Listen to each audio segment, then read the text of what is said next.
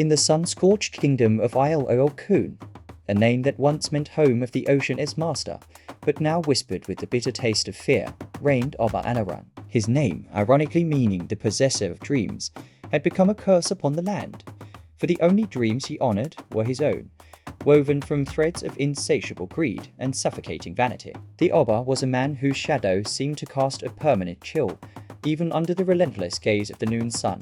His palace, a sprawling monument to his own ego, was built with stones the color of dried blood and adorned with ivory plundered from the sacred groves. The very air within its walls was thick and heavy, smelling of expensive, cloying perfumes that failed to mask the scent of sorrow seeping from its gilded chambers. The rhythm of Ilé-Olókun was no longer the joyous beat of festival drums, but the muffled, anxious thumping of 1,000 hearts praying for their daughters to be overlooked.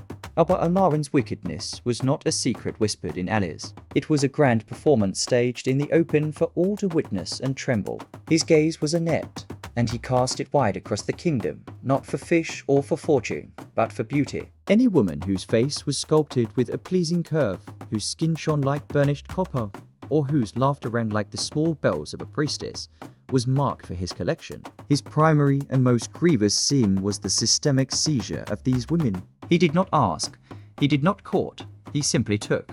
His royal guards, men whose hearts had been hardened into stone by loyalty and fear, would descend upon a village or a market square like a plague of locusts. They would ignore the guttural wails of mothers clinging to their daughters, the furious shouts of fathers brandishing farm tools, and the desperate pleas of husbands promising all they owned. The despair of these families was merely the discordant music to which the Oba danced his dance of conquest. The women were taken, not as wives to be cherished, but as treasures to be hoarded, locked away in the opulent prison of his palace, their vibrant spirits dimming like lamps running out of oil. One market day, when the air hummed with the haggling of vendors and the scent of roasting yams, the Oba's gaze fell upon a new target. His guards, following the direction of his pointed finger, saw a woman who seemed to be carved from the twilight itself. Her name was Yémaya.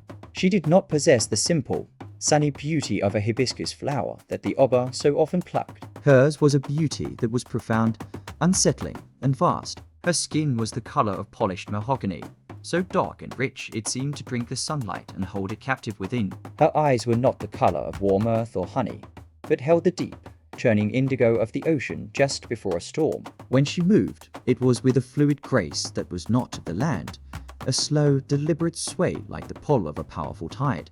A low, rhythmic sound seemed to emanate from her very being, a hum that was not quite a song, but more like the distant, ceaseless crash of waves upon a shore you could not see. She was selling salt, each crystal a perfect, glittering jewel piled in a mound that shimmered like a mirage. Even a king drunk on his own power should have felt the warning in the air, the primordial chill that emanated from her.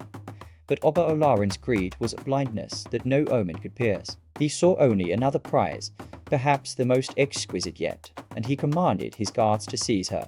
The captain of the guard, a brute of a man with arms as thick as baobab branches, strode forward, his arrogance a shield against the palpable aura of power that surrounded Yémaya. He barked the Oba's decree, his voice a gravelly intrusion into the sudden, fearful silence of the market. As his calloused hand reached out to grasp her arm, a jolt, sharp and blinding as lightning, threw him backward. He landed in a heap, his arm smoking as if struck by a hot iron, a scream of agony tearing from his throat. The other guards, momentarily stunned, drew their blades and surged forward, but as they neared Yémaya, the very ground beneath their feet began to change. The dry, dusty earth grew dark and damp, and from the cracks, salt water began to well up, first as a trickle, then as a gushing spring. The scent of brine, sharp and clean, overpowered the market smells of dust and spice. The air grew cold, and the sky above, once a clear, brilliant blue, darkened as if a great storm had rolled in from the sea in the blink of an eye. The low hum that surrounded Yémaya deepened into a roar, the sound of the infinite, churning ocean unleashed. It was then, as the water swirled around their ankles, tasting of the deep sea, that the people of Ilé-Olókun understood. This was no woman. This was an Orisha. This was the raw, untamable power of the water itself, standing amidst the swirling, rising tide that now lapped at the stalls. Her form seemed to grow, her presence filling the entire square. The humble cloth of a salt cellar dissolved into a robe of cascading blues and whites, shimmering with the light of 1,000 pearls and cowrie shells. "I am Yémaya," her voice thundered, not from her lips, but from the wind, the water, and the very sky. It was the roar of a tidal wave and the whisper of the foam, a sound that shook the foundations of the Oba's palace. "Mother of all waters, queen of the deep ocean, you dare to lay your filthy hands upon me. You, a vain and foolish king, thought you could possess that which gives life to all." She turned her fathomless eyes, now glowing with an ethereal blue light, upon Oba Alarun, who had been watching from his royal pavilion, his face a mask of disbelief and terror. "Beauty is a gift from the Orisha, a reflection of the divine, meant to be cherished, not caged. You sought to own the river, to chain the tides, to hoard the very rain. You are a blight upon this land, and your greed has soured the sweet waters." The king, finally understanding the catastrophic nature of his sacrilege, fell to his knees in the spreading saltwater.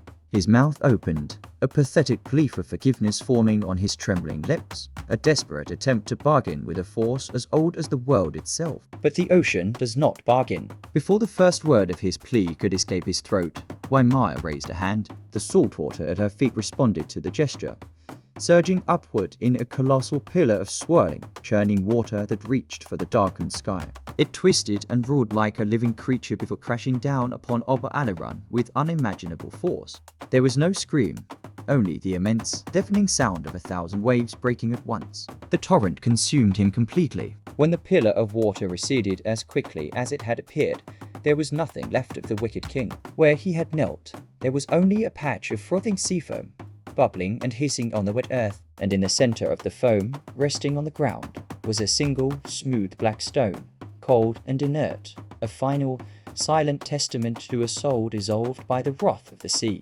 The Orisha looked at the stone with indifference. Then her gaze softened as it swept across the market, across the kingdom. With the destruction of Oba Alarun, a great tremor shook the foundations of his blood-red palace. The locks on the gilded doors of the women's chambers shattered as if struck by an invisible hammer. The gates of the palace swung open, and the women, the Oba's stolen treasures, walked out into the sudden, cleansing rain that had begun to fall. They emerged blinking into the light, their spirits, once dimmed, now rekindling like embers fanned by a fresh breeze. They walked not as captives, but as free women, returning to the families who had never stopped praying for them. The reign of tyranny was over, washed away by the righteous fury of the ocean. Balance was restored to Ilé-Olókun, not by the hand of man, but by the will of a deity who reminded them that no king, no matter how powerful, can ever truly own a gift from the gods. The kingdom had learned a terrible and vital lesson. One cannot claim ownership of the waves, the stars, or the beauty that flows from the divine heart of the world. The kingdom discovered a tough but important truth. You just can't own the waves, the stars, or the incredible beauty that comes from the heart of the world. What do you think about this lesson? It's pretty profound, right? If you enjoyed this story, don't forget to like, comment, and subscribe. Your thoughts really matter, and I'd love to hear what you think